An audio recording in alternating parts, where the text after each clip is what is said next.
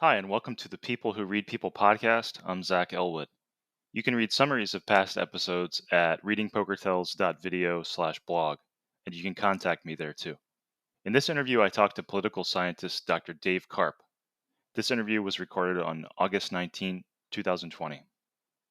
There's a good chance you've heard about how, in the 2016 US election, a British firm called Cambridge Analytica got access to the personal Facebook data of millions of American citizens and used advanced targeted marketing techniques to sway the election in favor of Donald Trump.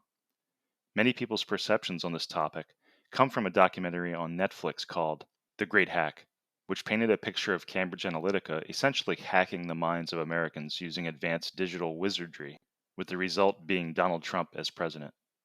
And there have been many articles written on this subject that take a similar point of view. But what if that perception weren't true? What if Cambridge Analytica was bullshitting, like many companies do? What if the claims they made about their ability to change people's opinions using advanced techniques were mostly smoke and mirrors? Based on everything I've learned recently, including what I learned doing the interview you'll hear in this episode, there's a good chance that Cambridge Analytica's claims were mostly bullshit. It seems likely that their Facebook marketing work done for the Trump campaign was not any more advanced than what most marketing teams or political campaigns are doing with Facebook ads. Basically, no more effective than any political advertising in general. In short, it seems likely that the perceptions about the power of microtargeting of ads based on individual traits in psychology are largely overblown. I got interested in this subject when I watched the documentary The Great Hack. The movie implies that Cambridge Analytica used psychological quizzes on Facebook to gather psych data of millions of Americans. They allegedly used these detailed psych profiles to create highly targeted, highly specialized ads differentiated and aimed at specific types of voters who they thought might be susceptible to influence. It did sound scary, but many of these claims sounded to me like deceptive marketing claims. Indeed, many of the graphics and verbiage they use in the documentary come from Cambridge Analytica's marketing presentations. And the movie presents no evidence or even a detailed description of how the actual ad microtargeting worked in practice. As I researched, I found some thoughts on the subject by Dr. Dave Karpf, a political scientist and an associate professor of media and public affairs at George Washington University. His last name is spelled Karpf, so the F is silent. He's written several books on the use of political data. One book is called The Move On Effect: The Unexpected Transformation of American Political Advocacy, and another book is titled Analytic Activism: Digital Listening and the New Political Strategy. There's a chance you might remember Dr. Karpf from an incident in 2019 where, in a Twitter post, he compared New York Times columnist Bret Stephens to a bedbug, which led to Stephens sending an angry email to Karpf and Karpf's boss at the university. One thing led to another, and this conflict led to Bret Stephens being mocked by both liberals and conservatives, and to Stephens deleting his Twitter account. In this episode's interview, I talked to Dr. Karpf about Cambridge Analytica, about how much of their claims about advanced marketing are hype versus reality, about how effective their political ads actually were, and about the efficacy of political ads in general. We also talk about the oversized political influence of social media platforms like Facebook and Twitter, and we talk a bit about the Bret Stephens social media scuffle, and about social media's role in the political sphere. To get the best sense of Dr. Karpf's thoughts on Cambridge Analytica, I highly recommend reading a couple pieces he wrote, which you can find by searching for the titles of these pieces. One piece is titled On Digital Disinformation and Democratic Myths. Another is titled A World Without Wizards on Facebook and Cambridge Analytica. These two pieces give a very clear presentation of Dr. Karpf's thoughts on the subject, and I recommend reading them. I learned a lot reading Dr. Karpf's work and listening to him, and I think you will too. If you want links to his articles, you can find summaries of my podcast episodes at readingpokertells.video/blog. Okay, here's the interview from August 19, 2020 with Dr. Dave Karpf. Thanks for coming on, Dr. Karpf. Sure thing. Thanks for having me. Okay, let's start with the movie The Great Hack. How misleading do you think it was? I mean, scale of 1 to 10, I went into that movie thinking it was going to be a 9, and it was probably like a 6 or a 7.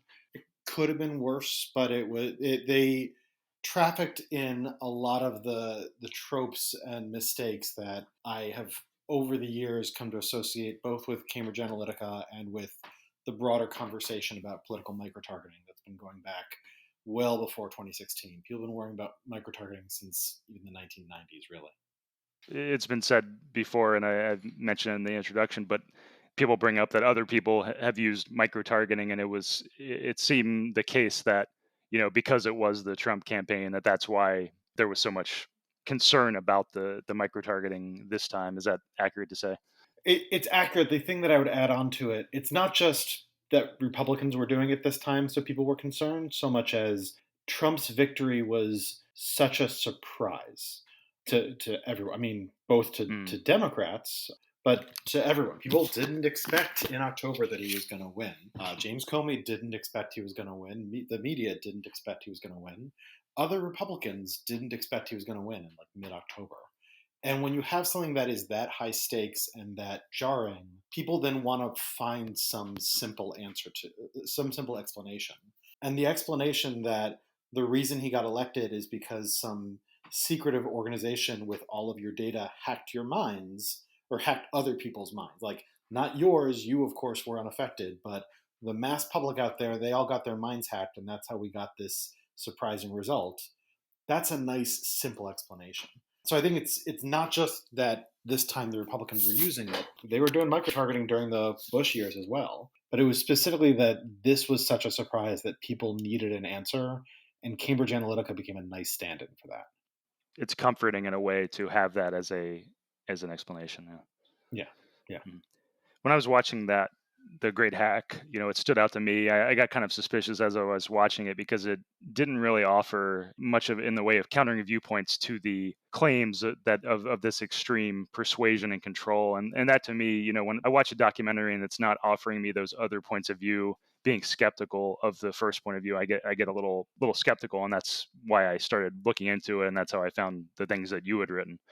The interesting thing about the Great Hack documentary too is one of the things it didn't mention was that Ted Cruz's campaign had actually dropped Cambridge Analytica, even though they used them earlier, but leading up to the 2016 campaign, they had actually dropped them because I guess they weren't happy with their work, which would have been a balanced thing to include because they in the documentary they emphasized that Ted Cruz had used it, but that was another strange thing where I was like, why wouldn't they have included that? Right. Yeah, and there's always that question of if Cruz was using Cambridge Analytica first and it was that effective, then A, why didn't Cruz get the nomination? And B, why did Cruz drop them? And what Cruz staffers would tell you is we dropped them like a bad habit because when we actually looked at how they were performing, we found out that they weren't actually doing any of the things that they claimed they were doing. Like these promises that Cambridge Analytica was making about how they were going to do psychographic targeting of the entire electorate. And then when the Cruz campaign looked at it, they were basically like, "Oh, you're not actually doing any of that. We're just handing money over to you, and the results are terrible." I mean, that's what struck me is, the documentary basically wasn't questioning what to me sounded just like marketing claims of like, we're really digging into these details and finding all of these connections and really targeting these things. It just was this unquestioning acceptance of all of these claims, which to me, I saw no evidence that those things were being done. Right. Yeah. And the difficulty is when you find their internal marketing materials, when you find their PowerPoint slides, or like the presentations that Alexander Nix gave when he was trying to sell the product, do you treat that as proof of how effective it is, or do you treat that as marketing where they are trying to get clients? And if it's the Mhm. latter, then we're left with the question, okay, well, what else have you got? And part of the problem is that it's always very, very difficult to actually sort out how effective are any of these things. The strongest claims I've heard for psychographic persuasion effects are that in careful lab settings, applying a different message to different audiences with different psychological traits can lead to different results. I buy that that is probably the case in a laboratory setting, but rolling that out on the mass scale is an entirely different effort. And there's just no evidence that this company had ever been able to pull it off, and plenty of evidence that what they were probably doing was saying they could pull it off so they could get the contracts and then trying to figure it out as they go once they got the money. Right. It just seems like, and I think you wrote about this, the trade-off involved in theoretically being able to create all these hyper targeted, focused ads, this content. That's so much money and time to create that, and it's kind of hard to imagine that being much more effective than just coming up with a generally persuasive bit of content and broadly disseminating that. I think you've talked about that. If you could talk about that issue a little bit. Yeah, I mean There's 2 points there that I'd really want to make. One, and this comes up repeatedly in the film where they keep talking to David Carroll, who's worked very hard on this. I really respect the work that he's put into this. But at times in the film, as a political scientist myself, it's just really clear to me that he comes at this out of the world of advertising.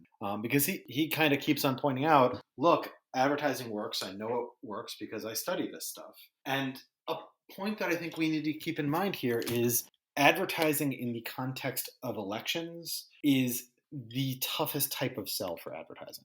Like the easiest way, the place where you would have the biggest impacts for any type of advertising would be when you have a new product that nobody has heard of before. And if they heard about it in the right way, they would actually buy it. They would actually take an act. They would take an act that they wouldn't otherwise be taking. That's not voting. Everything that we know in political science about people's voting behavior in the United States is people have deep impressions of the two parties. They have deep impressions of like civic behavior, whether or not they're going to vote. The best predictor of whether or not you're going to vote is did you vote in past elections? The people who tend to vote tend to vote. People who tend not to vote tend not to vote. The best predictor of if you're going to vote for a Democrat or a Republican or a third party is have you in the past voted for a Democrat, Republican, or third party? There's very little variance there. And one of the pieces that I think you're referencing here, I pointed out that this is a bit like if Coke and Pepsi were the two brands and you could only buy one soda every 4 years, right? Like Coke and Pepsi do a lot of advertising, not to make you aware that Coke and Pepsi exist, but because they want you to buy more of their soda. You've already got a brand loyalty, but you could buy more or less. In the context of American elections, once every 4 years we get to cast a ballot. You're pretty much going to cast a ballot for the party that Your you've casted a team. ballot for. Yeah, your team. So the effect sizes there are going to be vanishingly small. When we keep that in mind, the thing that stands out for me about psychographic microtargeting claims is why the hell would the advances in advertising be happening in American elections? Like, if psychographic microtargeting really, really worked, the place where it would make scads of money, ridiculous money, is gym membership sales. Somebody with like high anxiety levels, you would market gym memberships to them in a different way than somebody with a different psychological profile.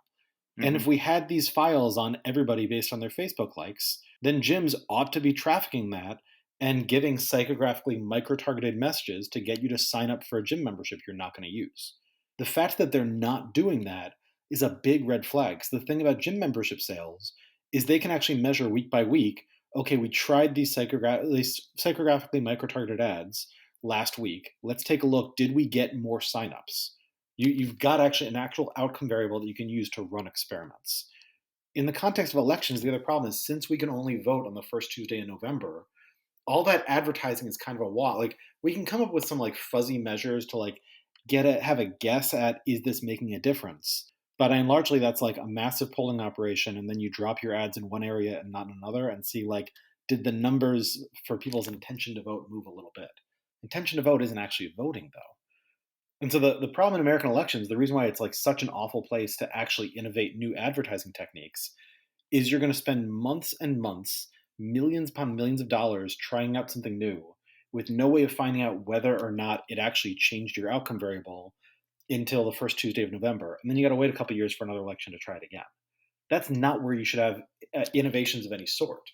So Hmm. the innovations that you ought to be seeing in political advertising should basically be grabbing what you're seeing in other areas of commerce and in other business areas, and them saying like, okay, this is working for car sales, or Hmm. this is working for gym memberships. Let's see how you apply it to politics.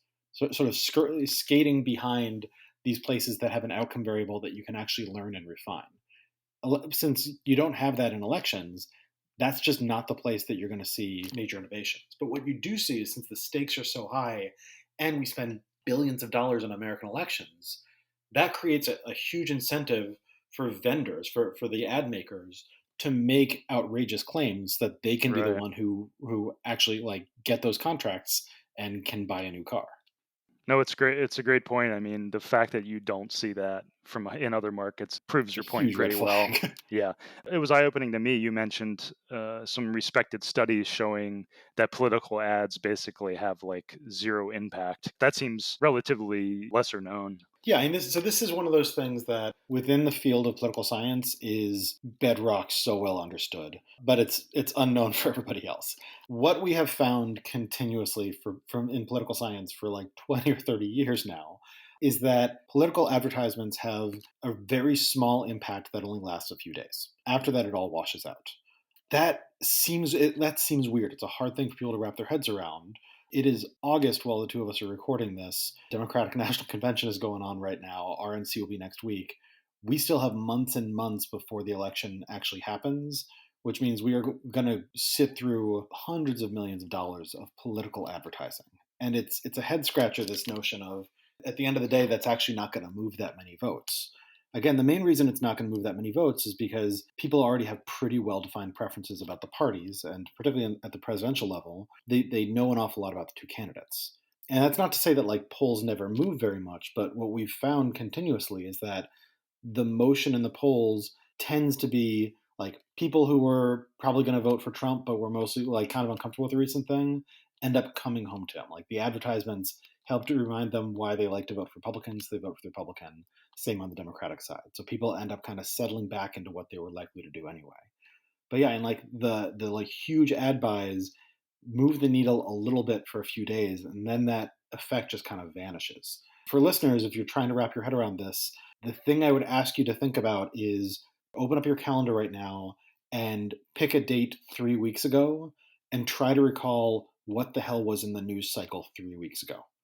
You probably can't do it. The news cycle is moving so fast, there's so much churn in it, particularly in politics, particularly right now, that the things that in any given day seem like the major controversy just kind of end up washing out. They get replaced in our memories. And if that you can't remember what was going on 3 weeks ago, it stands to reason that 3 months from now, the advertisement that you briefly saw either on TV or in Facebook or Twitter isn't going to have that big of an impact on you in this ocean of advertising that you're also seeing. Do you think it's the same effect for, say, ads that try to get people out to vote? For example, Trump ads saying Democrats are going to destroy the country and we really need you to vote. Do you see it as not really having that much effect either, or do you see that as a separate class of like get out to vote ads? The effects of those ads are also pretty marginal, and they're pretty small overall. Now, the thing we need to keep in mind is marginal effects in the U.S. system can Have big effects. determine the entire Yeah. balance of power, right? Like a 0.1% change in 3 states, and we're talking about whether or not Hillary Clinton can get a second term right now. So, since all of the power goes to razor's edge margins, the fact that they're marginal effects doesn't mean that they don't matter. One of the arguments that I've occasionally had to have back in all the debates over Cambridge Analytica is people would say, well, the race was so close that it's large enough to make a difference. And okay, sure, but let's rank order all the different things that were big enough to make a difference. Because a strong wind in a couple of states shifts enough votes to make a difference. Hmm. Let's compare Cambridge Analytica to like the Comey letter. Let's compare it to like how the New Right. York Times is covering various things. Let's compare it to actual structural voter suppression. And all of a sudden, Cambridge Analytica looks a lot smaller than all those other effects, despite it being big enough to change an election that was just so incredibly tight that everything could. So yeah, and mobilization ads also don't have huge impacts like any individual ad. There's two added things we need to think about here, though. One is, and I think I speak for most of political science when I say this, we are less confident in our predictions for 2020 than in any previous election cycle. Because the way you do this as a social scientist is you start from what we've learned from previous cases and you make what's called a ceteris paribus assumption, the assumption that all other things being equal. The 2020 election in this important way is not going to be like past elections because we have not had a past election in the middle of a pandemic. So, in the middle of a pandemic, we're now forced to raise the specter of should you be voting by mail, which you haven't done before, and will that ballot arrive or not? Or should you be standing in lines where you may get a deadly disease and you and your family might die? Those are stakes and conversations that seem like really bad science fiction if I had rolled those out to you a year ago. So, in that context, that's where it may be possible that the advertisements this election cycle could have a larger impact because now we're in the land of people trying to figure out what do we know and what don't we know about COVID-19. And whereas everybody knows how they feel about Democrats and Republicans, and they feel like they know a lot about both parties, they've lived their lives with them their entire life. nobody actually knows anything about COVID-19. Even the experts are still figuring stuff out every single day. So that's a place where both misinformation effects are much larger. Like, while I'm not particularly worried about misinformation changing votes on election day, I'm very worried about misinformation on Facebook changing how people relate to masks and how we deal with the pandemic in the United States, because the baseline knowledge for each individual is so much lower. And since that baseline knowledge is also probably going to impact the elections, we should, I'd say, be more concerned there than we would be in a normal time. Yeah, I feel like there's all of these separate issues that get combined and make these things hard to talk about. You've got, for one, you've got political advertising, whether digital or in other media, and how deceptive that is allowed to be. There's thoughts around how much you can say in that regard. And then you've got the whole fake news and disinformation, which sometimes gets bundled in there, but is a separate issue because that's a broad set of things, from ideologically motivated propaganda to Macedonians making fake news for money. So that's a whole separate issue. And then you've got, that seems to be under the category of the general topic of the internet and its overwhelming amount of content and alternative facts, and how that might have weakened our ability to determine fact from fiction. So there's the use of people's data, and that's a whole broad category of things, and what companies are allowed to do or what they should be allowed to do. So I feel like it can be hard to talk about these things because people will start talking about one thing, but then they are actually talking about another thing, and they're so overlapped. Yeah. Yeah, there's a bunch of different conversations that all end up kind of layering on top of each other. You're exactly right. One of the key points that I often try to make with this stuff, part of the bind that we're in the United States is that our regulators stopped regulating a long time ago. So, like, the question of what sort of deceptions should be allowed in political communication, or in electoral communication. Right now, there's a big conversation about, like, what should Facebook and Twitter allow? Like, they should they allow Donald Trump to lie on his Twitter account? Should they allow a political campaign to put out a Facebook ad that has a lie in it? Should they allow random people to take that out? And one of the problems there is, like, who the hell elected Facebook or Twitter to make those decisions about what communications are allowed in an election? And the actual answer is, well, yeah, it's not supposed to be Facebook and Twitter. It's supposed to be the Federal Election Commission.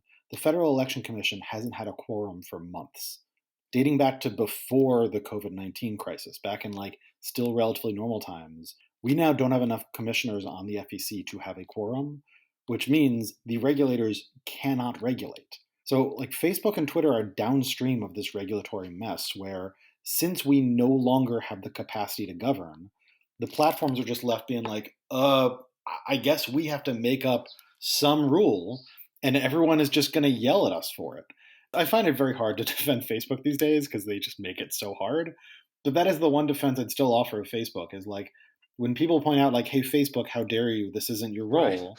The answer is, like, They yeah, it's shouldn't have not that their power. role, but the people whose role it is aren't doing it. So, like, somebody has to.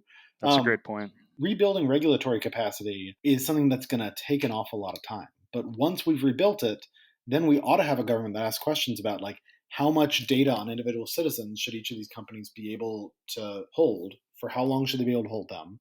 In what ways should they be able to repackage them and sell them? And what harm should be prevented along the way? There's a lot of scary, important conversations to have there, none of which we can really have until we've got regulators who take the thing seriously, which we haven't had for at least 4 years now. So that federal election group not being staffed, is that related to the general pattern of Trump not filling positions, his admin not filling positions? Yes, though it actually dates back before that. The Hmm. Federal Election Commission was set up to have an even number of commissioners, half Democrat, half Republican. Back during the Obama years, what happened was and I mean, I can be frank about this, but also, like, I can show you all the reporting. Like, this stuff was news back then. Back in the Obama years, basically the Republican commissioners decided, hey, if we just say that everything is fine, any types of lies, any types of new behavior, we're just going to say that that's legal, then people will get away with whatever and, like, with whatever, and we'll just, like, let that go. And other commissioners called foul, and then people started quitting, and then they were already, like, pretty toothless in a way that was a real problem, and in particular in a way that left Google and Facebook saying, okay, well, if you guys won't make any rulings for how we're supposed to handle this, we've got to make it up as we go ourselves. So, like, that was part of the problem going into 2016. But yeah, then since then, Trump has refused to appoint a Democrat along with a Republican to have an even number. And so they've just, as people have dropped off, they no longer quorum, and like that's just the way it is now. Now there's still staff who work for the FEC, so existing rules they can at least enforce. But But the we're so existing far rules aren't behind the necessarily the problem. times. Most of the Yeah. yeah, the question is like, what the hell are you allowed to do on Facebook? And if Facebook goes to the FEC and says, "Can you give us some advice here?" FEC, their basic answer is like, "No, sorry, we can't. We don't have a quorum." So yeah, then Facebook's going to have to come up with an answer. It's not going to be a good answer because that's not Facebook's job. It's not their specialty. It's like not their role, and we're going to be left with exactly the mess that we have now.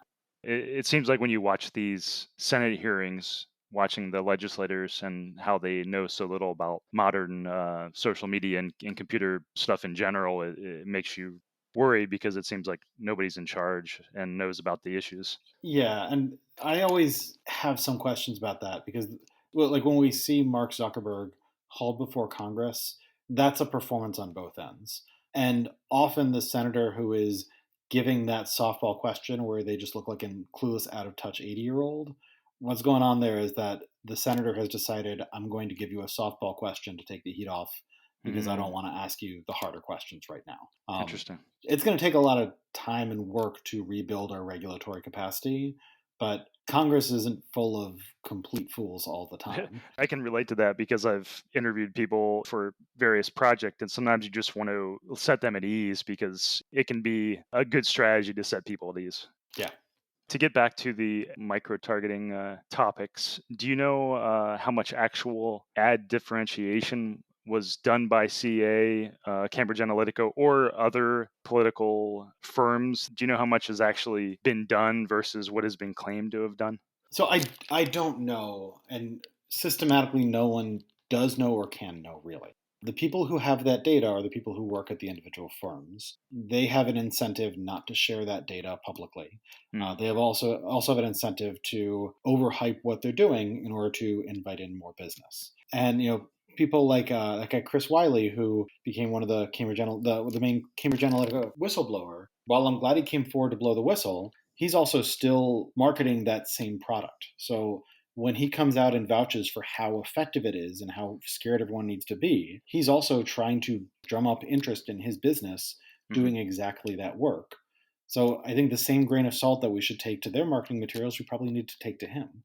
Part of the difficulty here, again, is since there are strong incentives for all of that data to remain private, not only do I not have strong data on how much ad differentiation was really done and how effective was it, but nobody else does either, really.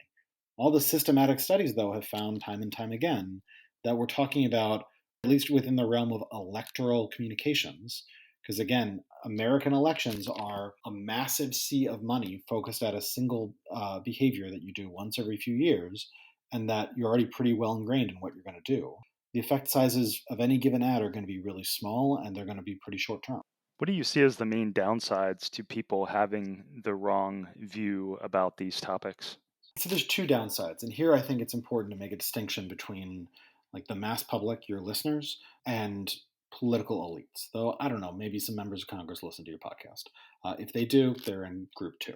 So for group one, I think there's the problem here is that we end up focusing on the wrong thing.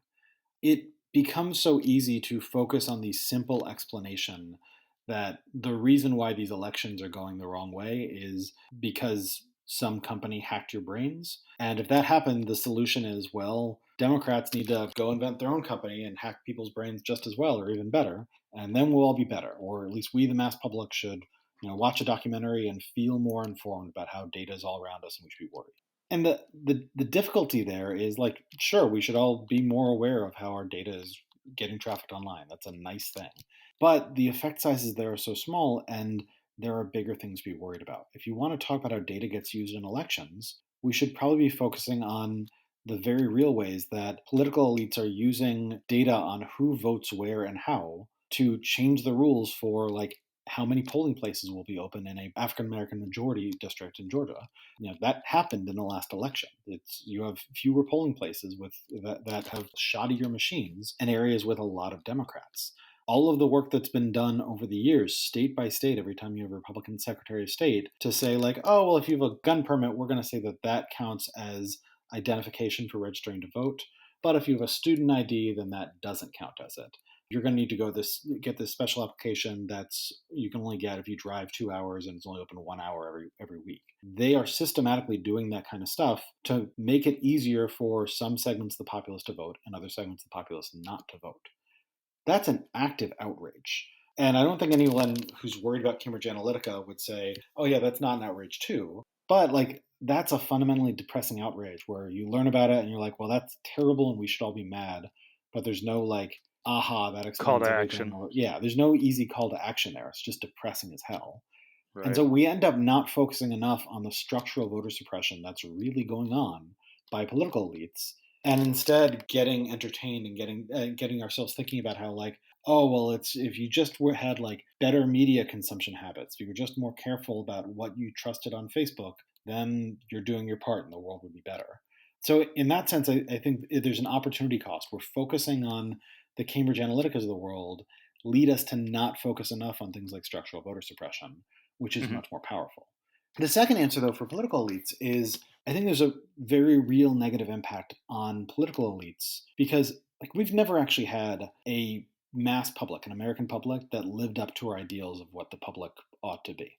We've never had a well-informed, deeply engaged public holding elected officials accountable. But we have over the decades, particularly in, I'd say, a big chunk of the 20th century, during this sort of the mainstream media era, we had political elites who believed that a public like that existed and behaved as though they existed. That then regulates that elite behavior. That leads them to say, well, if you make a campaign promise, you need to at least try to live up to that campaign promise. Otherwise, bad things will happen. Have some shame about lying. Yeah. Exactly. Right. That sort of shame and that sense of well, you know what, Democrats and Republicans need to occasionally reach across the aisle to collaborate on something. Otherwise, we can't just go and say well, no, it was their fault because the public will notice that we were at fault. We weren't willing to collaborate. The big danger with things like Cambridge Analytica and in general with sort of this rise of political microtargeting is that it leads political elites to come to the realization that they can just lie and get away with And it. nobody cares. Yeah. Josh Hawley, who is now the senator from Missouri, when he was running for the Senate, he was, and he was attorney general for the state of Missouri, and he was in court bringing a suit trying to strike down the Affordable Care Act and trying to get rid of pre-existing conditions. He then ran advertisements saying that he was trying to defend pre-existing conditions, and his opponent, the Democrat, was trying to take them away. That's just an outright lie. Blatant. Yeah. And it worked. And the problem is that when those blatant things work, that then leaves you with political elites who realize, you know what, we can just get away with whatever. And that makes America ungovernable. That's part of how you get an FEC that doesn't function anymore is when you have a bunch of commissioners who decide, you know what, we don't even need to pretend to play this game anymore. We will just sabotage the entire thing and our side will face no consequences. Part of the story of how we got ungovernable enough to get Trump definitely dates back to Mitch McConnell at the beginning of Barack Obama's term, so in 2009, saying outright that his primary goal was to make Barack Obama a one-term president. And he said strategically, the way we're going to do this is no matter how hard Barack Obama works to try to craft bipartisan solutions, we're not going to give him any Republican votes. And then we're going to turn around and say, that's because you weren't able to work with us. You were too partisan. So they basically decided, we are going to try to slow down everything. We're going to try to gum up the economic recovery under the assumption that if we do that effectively, you will be blamed for it. And in 2010, he was blamed for it. Democrats lost seats. And the danger there wasn't just that Democrats lost seats, is that taught Mitch McConnell and other political elites, particularly in the Senate, that there was no cost to that kind of obstruction. That if they obstructed, the other side could get blamed for it.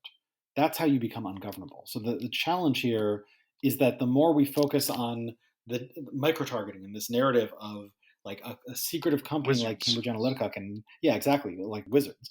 Often when I give talks about this, the theme is what I call living in a world without wizards. If we believe that there are these wizardly micro-targeters who can get the public to believe whatever you want them to believe, then you don't need to do the hard work as a political elite of actually doing what you said you were going to do. You just need to hire a wizard or figure out, okay, there are no wizards, but I'm not going to be held accountable. So what the hell? Let me just get my fellow cronies rich. And it weakens in the sense that even if the leaders don't believe that, if the public believes that, it weakens the myth of the attentive public, you're saying? Yeah, but that myth of the attentive public, to be clear, is a myth amongst political elites. What we need for Mm, America to function again isn't a public that is finally attentive in the way that we've always wanted them to be. We're not going to get that. right. But what we need is just we need political elites who either like Who take act as that if. seriously in their bones, yeah, who act as if either because they've come to believe it or because they've just all believed like, well, if we're going to have this privilege, we ought to do something proper with it. Damn it!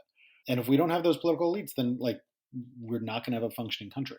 Yeah, that's a great point. I mean, reading your pieces and tying it into Newt Gingrich's behavior, and I was reading more about him the last couple of days, and there was a great Atlantic piece just describing, what you're saying, where he basically realized and taught other people that these things that they thought were holding them back, these kind of moral or ethical things that they previously thought were holding them back, like the attentive, people paying attention to what they were doing, really didn't matter, and that they had more leeway than they thought to just basically, do whatever they wanted, and the public in the end wouldn't really care that much about lies or about insults or about things that were previously out Right. of bounds for them.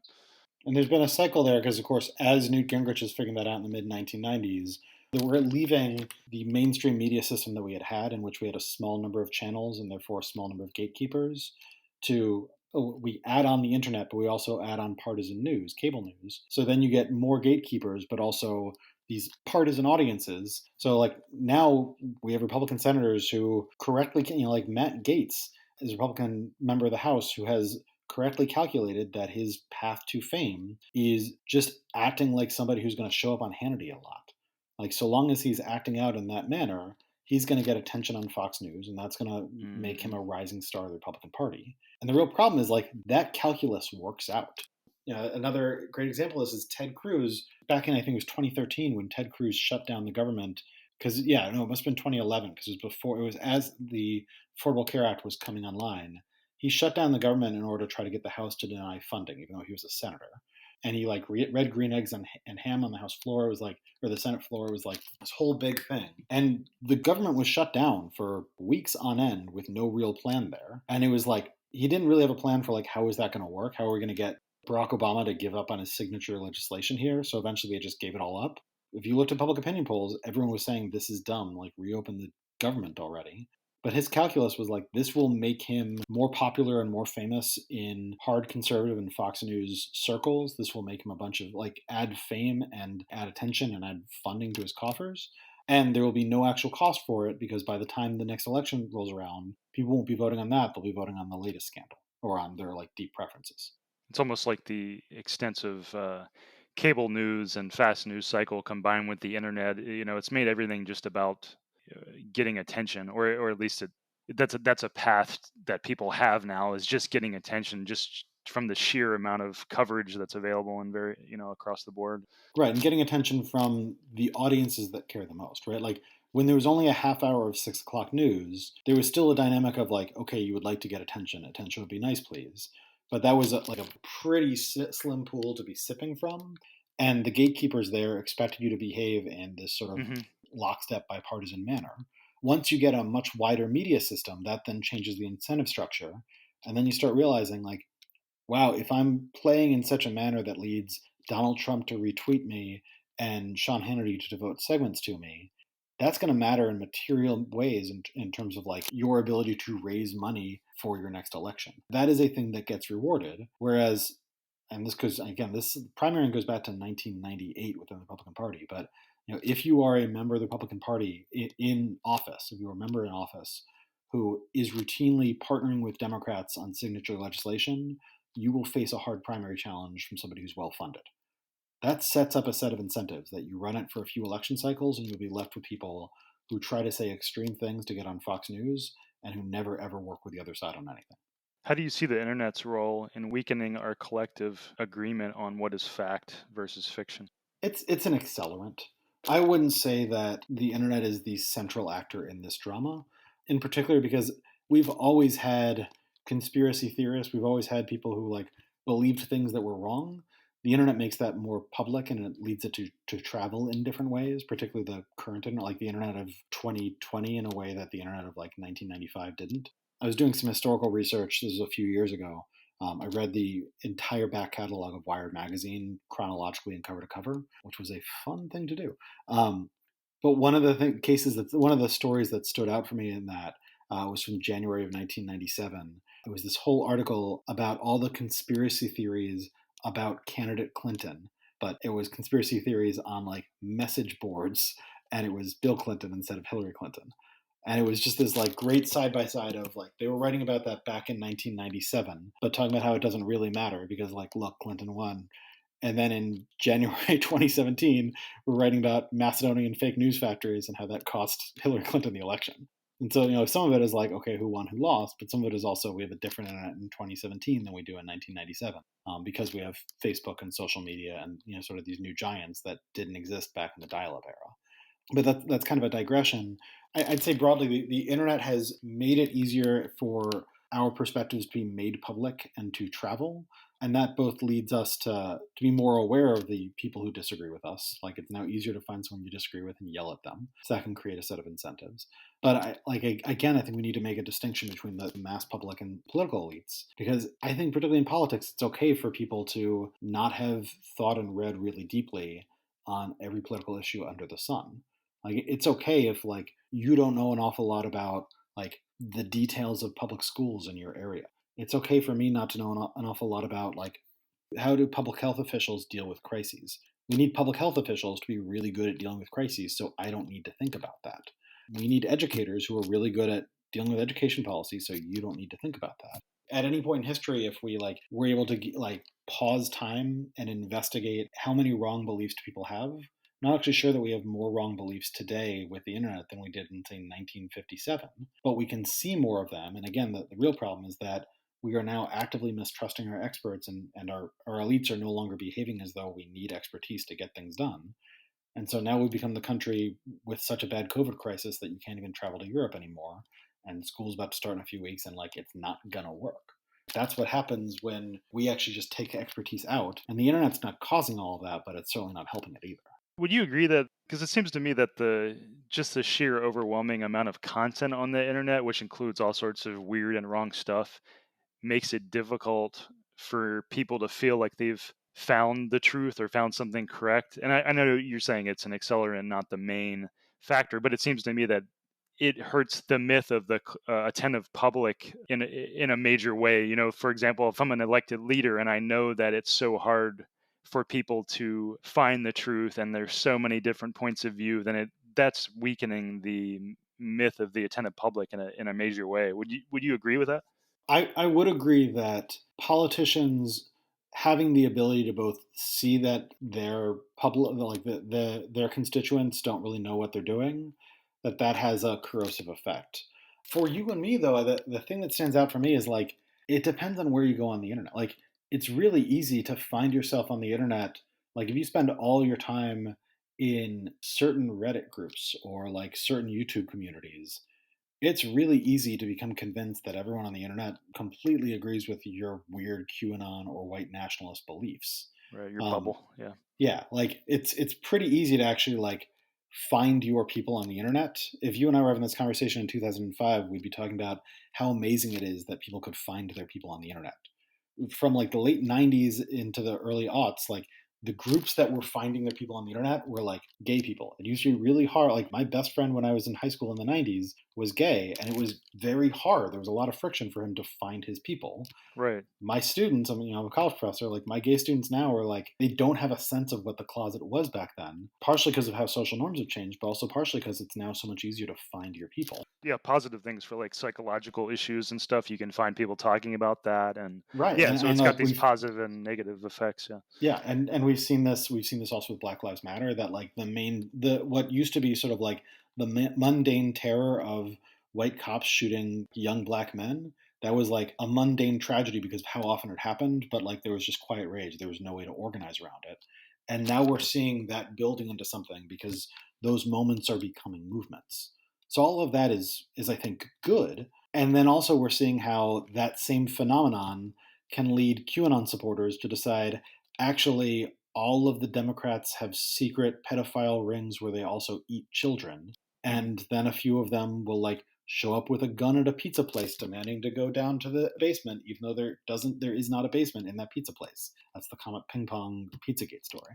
It's like an accelerant. I mean, I think the same thing that makes it good that people can find their people also is a radicalizing influence, because it's like, they just keep accelerating, sharing the same content, and I'd argue, you can find the same instances in the anti-cop Black Lives Matter, because people are sharing, like, there was an example of people sharing videos from another country and everyone thought it was from the US and riling people up online. It's the Mhm. fact that these kind of like bubble chambers where people are just accepting the stuff from their peers unquestioningly, and so it's really easy to go in there and, purposefully or not, just these groups can get accelerated. Right. The ease of sharing can have some downsides. I remember there was Mhm. this was probably 2017 or so. There was like a brief story going around that I saw on Twitter about like somebody had studied, I think it was a photo of Trump that like there was the actual photo and then the photo that was released by the White House. And in the photo released by the White House, Trump's hands were larger. And Trump has this, long-standing thing about Mhm. getting called small-handed and then insisting that his hands are big, and that's indicative of other things. And so like I saw that story going around and I like looked at it for a second, and because it fits so well with a narrative that I had already heard and believed, and Mhm. like the Trump campaign, this is after like them insisting that the crowds were larger than they were and all that. So I was like, yeah, haha, they got caught doing that thing again. So I retweeted it. And then some reporters noted like, actually this didn't happen. Like so Right, right. like somebody just goofed on this. Yeah. Yeah, And like we all do so it. like Yeah. those things happen because in particular, the ease of sharing is so simple that when something fits a narrative that is easy for you to believe, you don't spend a lot of time researching and checking it, nor should you actually. Like if I had spent 5 hours like making sure that was real before retweeting it, that means that there's some important work that I have to do that I really don't want to do. Like I'm really procrastinating hard if I'm putting that much effort into that. And what that can lead to is a situation where, like, depending what part of the internet you're in, you're either being bombarded by like things that silence you or getting rewarded a lot. Like it is much easier like for the two of us as white dudes, like we don't encounter an awful lot of hate on Twitter. The women who I know who have the same job as I do, like the amount of shit that they have to go through on a Mhm. daily basis is incredible. Which is one of the ways that like I would say like Twitter is a toxic cesspool, but not for me. Twitter's really fun for me. It's a toxic cesspool systematically for an awful lot of people who don't look and behave the way I look and behave. And it would be really nice if they fixed that, damn it. I'd argue it's successful for me too. I mean, I honestly don't even check my responses anymore. And I mean, I got retweeted by the CEO of the Babylon Bee yesterday for one Mhm, example. I mean, it's I get a pretty good amount of hate actually from both sides of the mhm, of the aisle. But actually, we can talk about the impacts of social media a little later. I did want to first mention that. Back to Cambridge Analytica, it was true that Cambridge Analytica was doing some pretty creepy manipulations in other countries. I did want to mention that because mhm. them and their parent company SCL, as mentioned in the Great Hack documentary, they were doing some weird things in other countries, and they actually were built on this concept of like manipulating people's behavior. How much of that they actually did or not, I don't know, but it seemed pretty clear from a little bit of research that they had done some shady campaigns in other countries. So I did want to throw that in here and also mention that, point out that obviously that's different than, just the fact that they did shady stuff doesn't mean that they were experts at micro-targeting and data geniuses. They claim to be and probably want to be, but I think it's good to separate, like, yeah, they were a bad company almost Yeah, certainly in many ways, but they were definitely bad dudes who were engaged in a bunch of pretty old school shitty behavior. I mean, like Mhm. Roger Stone style shitty behavior, but on Right. the global stage and for money. I wouldn't want any of your listeners to come away being like, Cambridge They were Analytica great. has gotten such a Yeah. bad rap. They were great. Right, Like, right. no, like they were Yeah. really scummy. And one of the ways that they were scummy is that they made a bunch of claims about their magic data to cover up the like old school shitty behavior they were engaged in. They were lying across the board in many ways. Yeah. Yeah. Uh, oh, so I wanted to ask you this. watching that and seeing some of the Alexander Nix testimony in front of Britain's law Parliament. legislature, parliament. Yeah, I was curious. Why do you think he just didn't come out and say like, "Look, we exaggerated this stuff. We didn't actually do that." Do you think he just wanted to have it both ways and be seen as a genius for later work, and he was kind of afraid to shoot himself in the foot? Yeah, I mean, it's hard to get into Alexander Nix's head. I don't particularly want to be there. Okay. It did seem to me that, at least in the first few months of the Cambridge Analytica scandal, they initially engaged in sort of the normal behavior of there was a surprising win, we need to claim credit for the win. And there's pushback within the Trump campaign over that. I mean, Brad Parscale wasn't Cambridge Analytica. He was Trump's data guy. So Brad Parscale wanted to be like, I am the data genius. And Cambridge Analytica were like, no, no, we were the data geniuses. And like the two kind of fought back and forth Right, where right. Parscale was like, yeah, you were like one computer terminal in our office. Like I was the guy. Mhm, Um, mhm. all of them are engaged in myth making. There was a New Yorker article about Parscale like years and years ago about like the story, the biography, the biographical story that he would tell in any public speech. And then they just noted like all the things that were not even a little bit true. And he was like, yeah, but I'm telling a story. What are you going to do about it? You're the lying media. So like I think Cambridge Analytica were trying to overclaim credit in the same way that they overclaim credit for their role in the Leave campaign. Like they had a role in the Leave campaign. They weren't the single engine behind it all, but they were like trying to claim to be the single engine behind it all. And then when everything blew up in their faces, they were stuck being like, yes, we did say that back then, and not wanting to say, but we're just a bunch of bullshit artists. Right, right. A couple of people like me were saying at the time, like, that's a massive overclaim. And other people were saying, like, if that's true, it's explosively terrible. And it's like, it's kind of mundane, normal shitty. Watching that, some of that his testimony, I got the feeling he was like, I want to say more, but I also want to retain my myth that I've built. I would really Yeah, like to have another job after this. So let me right, not say that I lie to people in order to get money. right, right. Are you on Facebook? Yeah, I don't use it, but I have it. Would you have any problem now doing a quiz on there, like a one of these site quizzes or whatever quiz from some third party app company? Would that bug you at all or not at all? I mean, it would bug me because I'm over 40, and those quizzes were always stupid. I'm not like I'm not going to do those quizzes anymore because I'm 40. Yeah, I was Yeah. never interested in this. Now the problem with those quizzes is it was like only it wasn't that everyone took those quizzes. It's that back then when you took the quiz, it auto-populated that all of your friends who hadn't self-selected out of they got access to all of your data and all of your friends' data. Ian Bogost, I don't know if I'm pronouncing his last name or not because I've only read his work. He has this wonderful piece that he wrote, I think, for the Atlantic. He's a computer scientist and a game designer, and he created this game, this Facebook game, way back in the day called Cow Clicker. And the point of the game was to show how stupid these games are. Like all you could do, you got a cow and you could click on the cow, and like it got weirdly popular, and like everyone downloaded it. Oh my And god. this was back in probably 2014 or so, certainly before Facebook had made the changes to the design. And so not only were people using that and giving him all of their data, but they were then giving him all of the data of everyone who was friends with them. And he wasn't going to do anything with it, but like he got access to it because back then the phase shift here, if we're going want to talk about it from Facebook's perspective, for a long time Facebook had all of this data on what do you and I click on, and also who are our networks. And Facebook was desperately trying to convince advertisers that that data was worth anything. Up until 2012 and a little after that, before when 2012 is when they go public. But for a long time, they are just desperately trying to convince advertisers of that, which means that they Right. are giving away access to all of our data because at the time it's viewed as worthless. And then later, after they've gone public and after it's looking valuable, they then start to shore that up and say, like, okay, like if somebody takes a quiz, maybe you don't get access to everything they've ever clicked on and everything their 1,000 friends have all clicked on, except for the 6 friends who said, no, I don't want to give access. Like maybe we're not going to give all this data away because now it's viewed as valuable.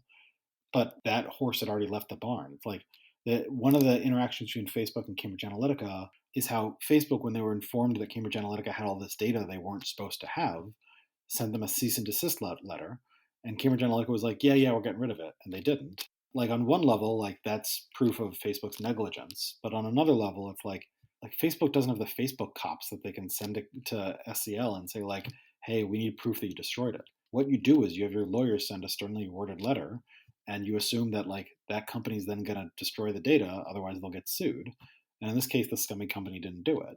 But like the underlying story here is that like all of that data was freely available to anyone who created a game like Cow Clicker or like a dumb quiz, because that data used to be viewed as completely valueless. Now it's Right. viewed as insanely valuable, and it's probably somewhere in between those two. Right. It's these extreme viewpoints. And yeah, it's interesting too. Like, yeah, it's kind of similar to Cambridge Analytica because Facebook was probably like, well, we want people to view this stuff as valuable so we can sell it, but we don't want people to, have the backlash where we can't really sell it as freely as we wanted to. Right. It's interesting how the perception, has these backlashes to the people trying to promote it.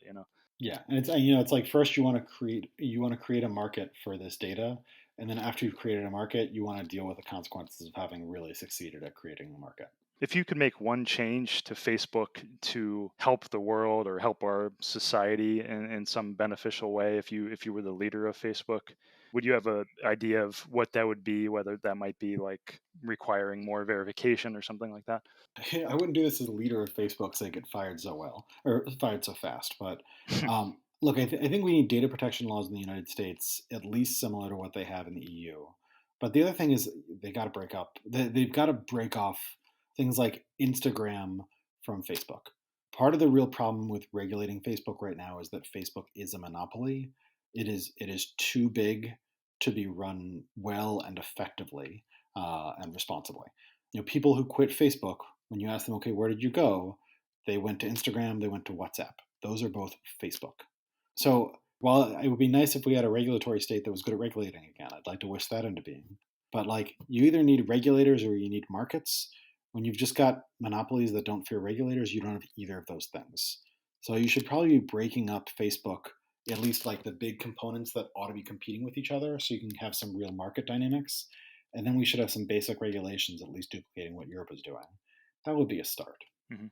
Okay, so getting back to the social media question, you were part of an interesting moment in the history of social media conflicts. You had a joking tweet comparing New York Times columnist Brett Stevens to a bedbug, Yep. and this got some traction.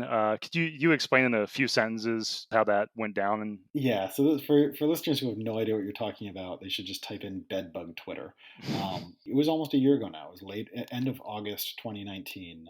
It was the first day of the semester at GW where I work, and there was a news headline going around Twitter that the bedbugs had been found in the New York Times newsroom. Twitter on a good day does this thing, or at least the parts of Twitter that I'm in, where like people will see a headline like that, and everyone will just like offer up their riff. None of us are real comedians, but we're all trying our best and like making jokes for each other. And the best joke that I could come up with, since I'm part of, I am in the segment of Twitter that every time Brett Stevens, who's this conservative, never Trumper columnist, and like that'll be important later, but like he's this conservative columnist who writes for the New York Times after having written for the Wall Street Journal. And he's just like a giant obnoxious scold who's often wrong and also often boring. And so like my segment of Twitter for like months and months, every time there's a new Brett Stevens column, would be complaining about how like, oh my God, this guy is such a pain in the ass. How can they not get rid of him? So my like 30-second riff was like, the bedbugs are a metaphor. The bedbugs are Brett Stevens. And that got 0 retweets. It got 9 likes. Again, I'm not a professional comedian, but like I thought that deserved like 3 retweets and like 30 likes. Like that's like me. it's always the ones you're most proud of that never get any traction. I I was like, find. because like this is a good thing. Like not only is it like a burn, but it's a burn where you think about it, it's like, oh yeah, because like yeah, That's what like struck me is it felt to me like there's some things people say that where I'm like that was really mean and uncalled for. But this to me, my litmus test is if I were Brett Stevens or if I were a mhm, conservative, could I read that and still find it funny, a funny metaphor? And to me, it passed that test because you can imagine even as a conservative, if you saw Brett Stevens as like the beleaguered columnist who everybody abused and complained about, and the New York Times, liberal audience viewed him as a bedbug. It's a funny analogy to me, and that's So anyway, leading up to the overreaction. yeah, yeah. So like again, like not my best joke, but like one of my better jokes, and I think it's like nice as a thinker because like the people who at that time follow me on Twitter all find Brett Stevens to be obnoxious and difficult to get rid of, and like those are the qualities of bedbugs. So I make that joke. Nobody pays attention to it. Okay, that's fine. And that night, I get an email which is titled "From Bret Stephens, New York Times," from his New York Times account. I'm not going to read it verbatim for you, but like people look online, they'll see it. But he emailed me CCing the provost of my university. I should note, I didn't use his Twitter handle in that tweet either, because like that seemed rude. Hmm. I don't follow him. He doesn't follow me. I did not use his Twitter handle. I was like, this joke was not meant for him. It was meant for other people who were annoyed by him who happen to know me. Hmm. But he went and found this tweet.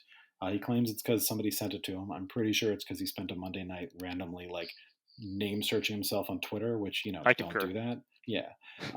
But so he found this. He emails me and the provost of my university saying that I've set a new low for discourse on the internet, which, like, hi, have you been on the internet?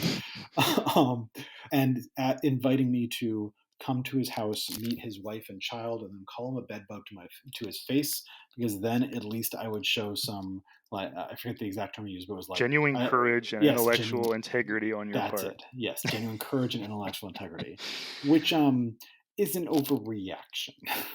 And the thing that bothered me about, like, if he had emailed me privately, I probably actually would have like written back to him and engaged with him, because like I'm not someone who normally gets New York Times columnists emailing him. That's not my life. And also, like, what the hell's wrong with you, man? Let's see where this goes. But the fact that he was CCing my provost was very clearly a power move. For people who don't know university administration, that's like my boss's boss's boss. And like that is like a high level. I'm going to call the manager and try to flex that I'm at the New York Times, you're not, and you better watch what you say about people who are at the New York Times. And this is a guy who has complained about the, cancel culture kind of stuff Yeah, before, right? this is a guy who, like, he's got sort of three or four themes he trots out in columns, and one of them is how like kids these days are so sheltered in their safe spaces and need to encounter ideas that they disagree with. That's like one of Oh his man. main hobby horses. He's like, he gave a graduation speech on that exact topic, and I'd written multiple columns about that exact topic. So he writes me and my provost about this. I'm a professor of strategic political communication, I should note. So like I teach episodes like this, so I knew exactly how this was. I didn't know it was going to go down this big, but I was like, oh Brett, no. So I then tweeted, not naming him, but saying, this afternoon I made a joke about a New York Times columnist, and he just wrote to me and CC'd my provost. He really didn't like being compared to a metaphorical bedbug. And all of poli sci Twitter and all of media Twitter, who I'm connected with, were like, "That's got to be Bret Stephens. This is funny." So they all started like churning about it and talking about it. And then I followed up with that like an hour later. So I saying like, "Okay, fine. Here's the email," and I included a screenshot of the email, taking his email address out because again, I'm classy. And that then just set the internet on fire. And we had like 2 or 3 days. Like he quit Twitter in a huff. He went on MSNBC the next morning and like tried to defend it and said that like actually me saying he was the metaphorical bedbug was akin to like what authoritarian regimes do, which like, hey dude, don't go there. And he was Right. just like got dragged about it for days, and then that following Even by Friday, Breitbart, even by yeah, conservative, even yeah, by far conservative sites, they were. I mean, because probably because they view him as a a liberal conservative, so they don't mind dragging him. But he right, got and pretty universally that mocked. mattered. I mean, Fox News and Breitbart were on my side with this, which like Hmm. Hmm. weird. That matters a ton because like one thing that stands out for me is like this lasted a week. On the Friday of that week, so after it had settled down, he wrote a New York Times column where he argued, he didn't use my name, but he said that whereas the Nazi propagandists had radio, today we have Twitter, and in Oh particular boy. liberals on Twitter who are mean to moderates, so the modern day Nazi propagandists. Hi, I'm Jewish. So like that wasn't great. And like my friends at the JCC were like, what's going on with that? And he got dragged for another few days over that as well. But one thing that stands out for me with that is like I went from having about 8,000 Twitter followers to having about 40,000 Twitter followers based on that. Whoa. There was an entire week where like I was interviewed on NPR, like bedbug Twitter was a thing. Through all of that, I didn't get a single death threat. And part of that, like at the time, that Well, yeah, was we brought the really, internet together. Yeah, I I mean, guess. So I mean, like, everybody was hating him. Yeah. yeah. So yeah, and like part of what stood out to me at first was like me being at the center of the internet storm. It was weird and I didn't love it, but it was nowhere near as hard as, since this is what I study for a living, like it wasn't as bad as I thought it would be. And part of that again, it was like checking my privilege, like, oh, like snarky white dude is not the prime target of social media. So I'm like, I think if I had been any of my female colleagues, it would have gone way worse. Then I think the other layer of it though is that's where it matters. He's a never Trumper. Alexandria Ocasio Cortez tweeted about it, and so did Donald Trump. and everybody was just dragging Brett Stevens. And so I think the other reason I didn't get death threats is because, like, if it had been me versus like Tucker Carlson, I think I would have had to like hide my family. I think people would have Right. found my address and they would have Right. He threatened was an us. easy he was Right. an easy opponent in the a the sense. Yeah. the only people who were backing Brett Stevens were like baby boomer retirees who were writing me like I got actual letters to my office saying like I don't know how you got tenure when you're like so mean spirited. You should apologize to the man. You used a bad word. It's like, oh, grandma, this is adorable. But like that was his audience, and so like that was a way that, again, going back to that theme of we can find our people, we can find our publics online. Like I got real lucky that the person who I fought with there was somebody who had such a small online following that everyone's like, yeah, we're just going to rip this guy.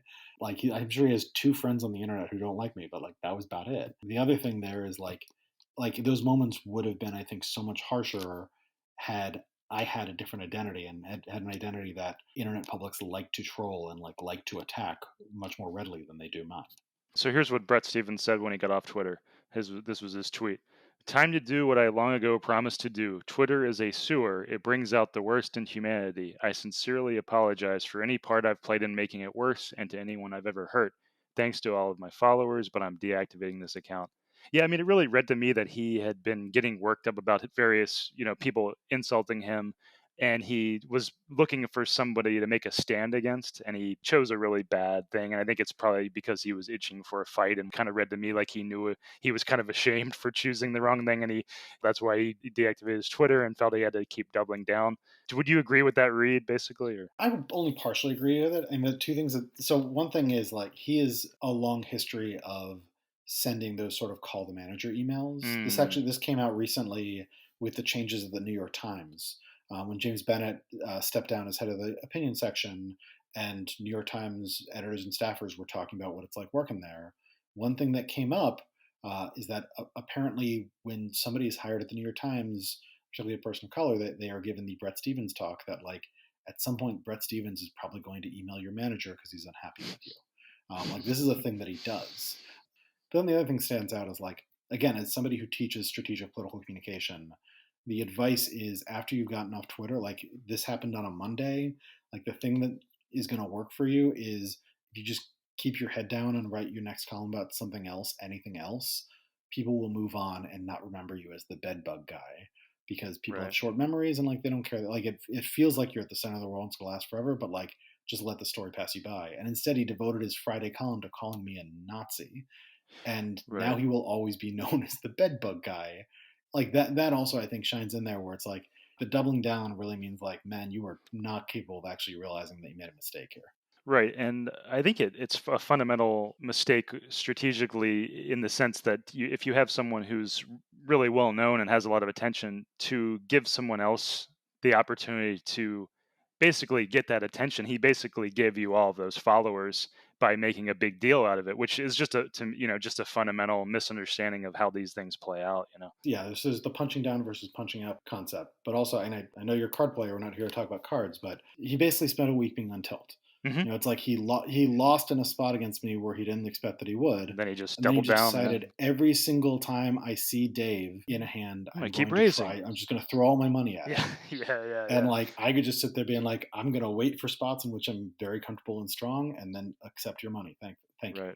Well, I think, I actually do believe that social media is a big factor in our polarization for many reasons. I'm actually working on a piece about this. The factors that I see that I've seen them mentioned in several pieces, but I haven't seen them a comprehensive list of what makes it, kind of in a medium is the message kind of way.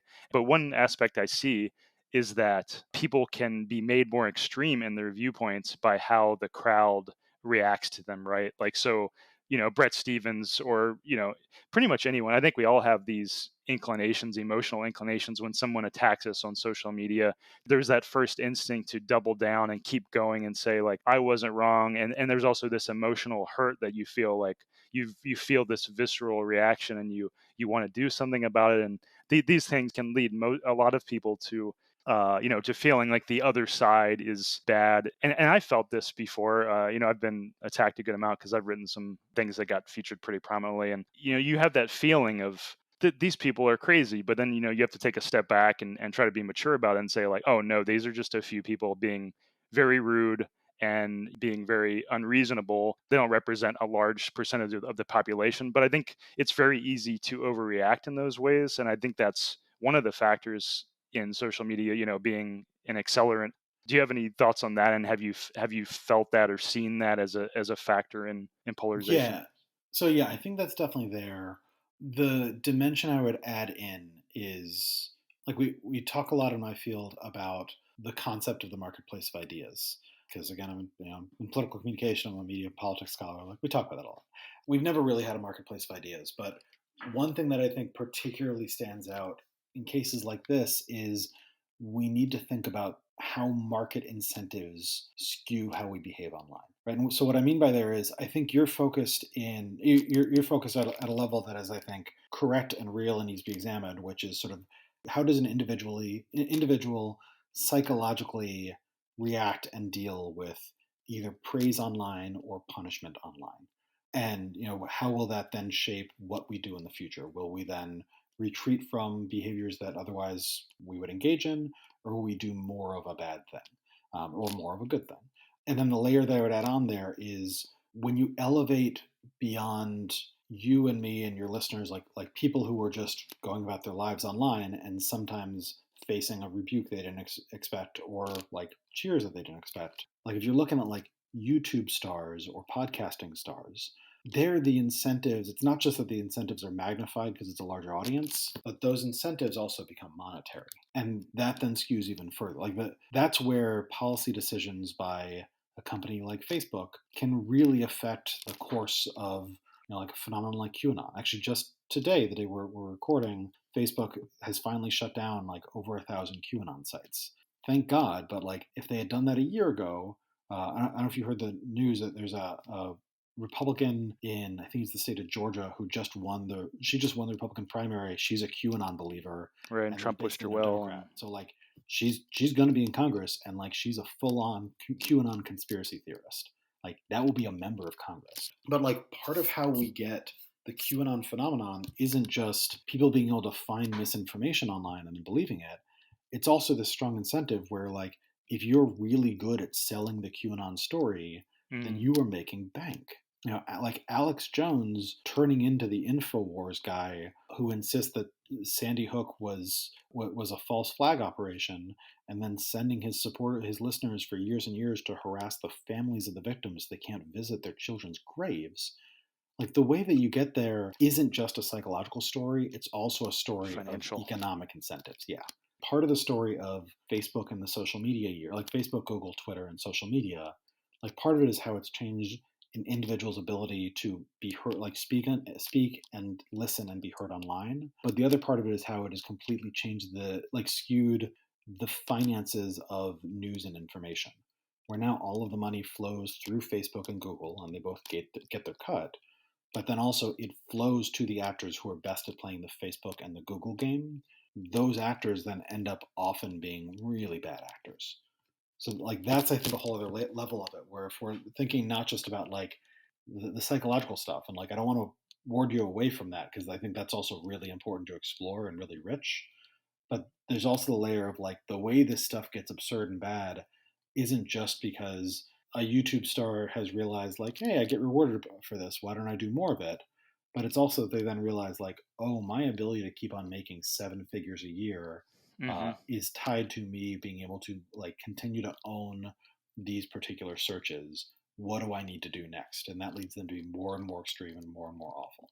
The algorithms that these companies are using are just so influential. And so, like, Facebook, they change one little aspect of the algorithm and everything shifts, right?